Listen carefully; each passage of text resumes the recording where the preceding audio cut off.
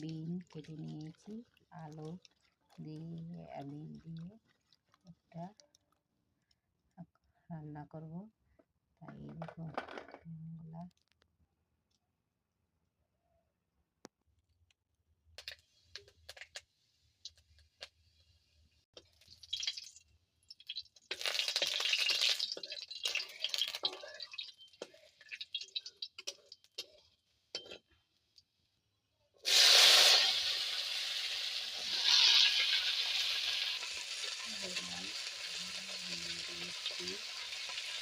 বাটা হয়েছে, আমরা বাটা করতে দেখছি।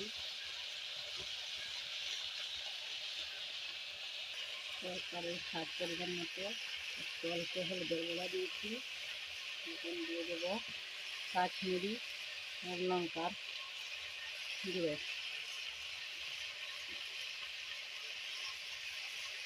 পরিমাণ মতো দিচ্ছি জাল।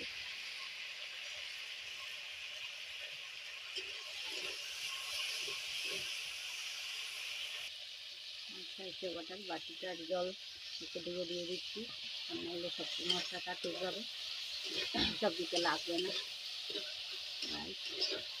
তাহলে সবাই বলতে আরও যে কালা কড়াইতে রান্না করছি, আমাদের ঘরে কি কড়াই নেই? আছে, কচ্ছা কড়াই আছে, কিন্তু এই যে কালা লোহার কড়াইতে রান্না করতে অনেক ভালো লাগে, নিচেতে লাগে না তরকারি, ওইটাতে নিচেতে প্রায় সময় লেগে যায় সুন্দর করে মাজা কষা করলে, আর ওটাতে সুন্দর করে মাজা কষা করলেই নিচে লাগে, তাই ওটাতে রান্না করতে।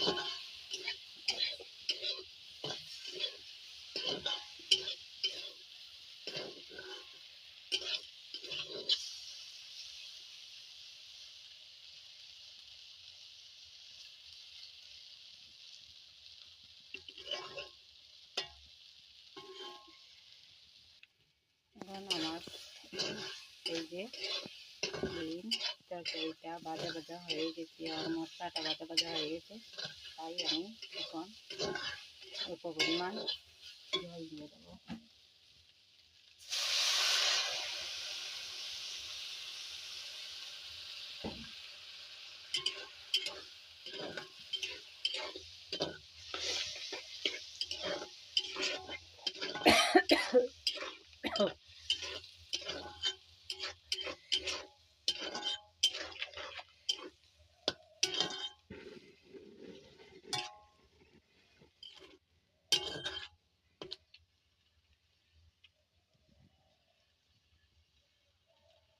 বন্ধুরা বলতে পারো যে তুমি চুলায় রান্না করছো আমাদের গ্রামের বাসা, তাই আমাদের বাসায় তো গ্রামের দিকে তো লাকড়ি থাকে, তার জন্য আমি লাকড়ি দিয়ে রান্না করছি চুলাতে। গ্যাস আছে, তবে গ্যাসে কম রান্না করে চা বানিয়ে নিই আর ভাত বানিয়ে নিই কুকারে। আর লাকড়ি প্রচুর আছে, তার জন্য লাকড়িটা নষ্ট হয়ে যাবে যদি চুলাতে রান্না না করি, তার জন্য আমি চুলাতে রান্না করছি গাইস। আমার রান্নাটা শেষের দিকে এসে গেছি।